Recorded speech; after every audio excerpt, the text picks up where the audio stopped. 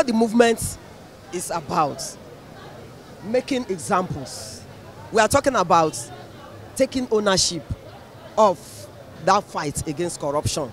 And it's not only the eradication we're talking about preventing it. If we look at the humongous amount that is being recovered daily, if all this amount is put in the health sector, we won't have anyone traveling outside the country to take care of his or her health. Education sector, we won't have people sending their children outside for education.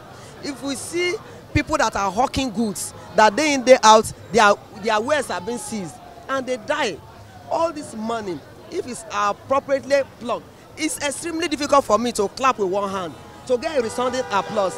We've seen that almost everything has gone bad. Government is making its efforts, but we need to put more efforts in terms of health, so that our people will not need to travel out, you know, for Medicare. And then education. We also see that unemployment is on the rise, kidnapping, infrastructural decay. A lot of our people are dying on the road. And right to the question that you asked, should we ask that people should be repatriated, or all the humongous money that is being realized every day, they should plug all those ones? And I want to say that the question of repatriation, our judicial system is not perfect, and instead of us dissipating energy calling for repatriation, what we should just do is that EFCC should be strengthened. EFCC should cooperate with the government of the United Kingdom, so that all that needs to be realized will get. Look at the trial of Ibori. If we were calling about repatriation, probably we wouldn't have had anything. So I think that the way forward really is for us to call that all our stolen monies, let's know how much they are.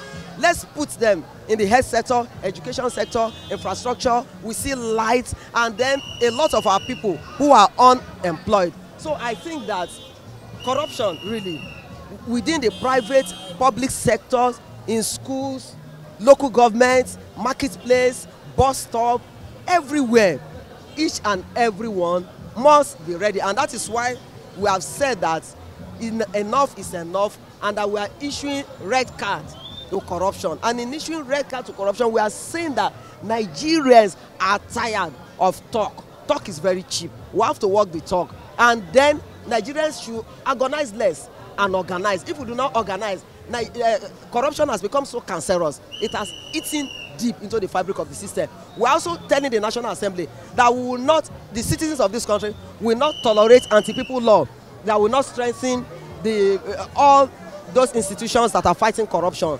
Pro-people law must be made, and then all the money that is being paid our legislators, all of them should be drastically reduced, so that we can use this money and make life better for our people. Now is the time for us to fight. If we do not fight, corruption will kill us. What the red card symbolizes is that the movement against corruption, a coalition of civil societies and Nigerian people, they have come to a decision that it is no longer a time to sit back and pretend that corruption is not a problem. We are insisting that it is time to fight it with everything at our disposal.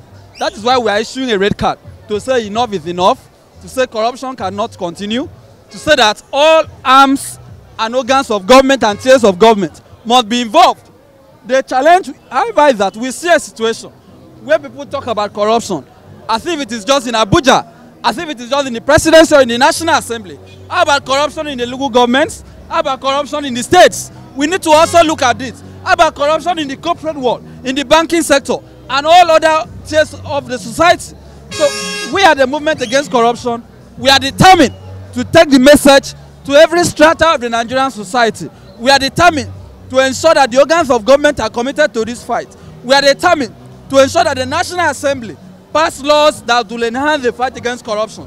That is why we are scandalized by a situation where a member of the National Assembly will be bringing a bill to give amnesty, what the so-called economic amnesty bill, to people who have stolen the money of the Nigerian people. We are totally opposed to that, because it is abominable, it is unacceptable. So this is part of the strategy that we are going to evolve to ensure that Nigerians are enlightened, Nigerians are sensitized on the need to support the anti-corruption agencies. Because if the fight against corruption fails, all of us have failed, because we will not have healthcare, we will not have roads, we will not have employment, everything would have collapsed. Look at today, Our education institution is in shambles. ASU is on strike. Part of that is because of corruption. And it affects us, it affects everybody. That is why all of us must join hands to ensure that corruption is given a red card. And that the fight against corruption is owned by the Nigerian people. We are giving them the red card that corruption must stop in Nigeria. We are suffering. Look at what has happened to Diezani. Look at what the amount he has taken. We cannot continue like this. So today, there is a coalition of civil society, which includes civil liberty organization, CDHR, Women Arise, trying to sensitize the country that this nonsense must stop. Everybody is now talking corruption. Today, we are moving to Lagos State House of Assembly to tell our representative that this thing must stop in this country. We want to give all the corrupt people this red card that enough is enough.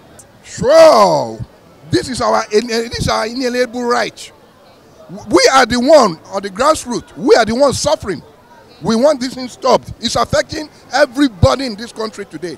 This is the major problem we are having. So we are giving out this red card.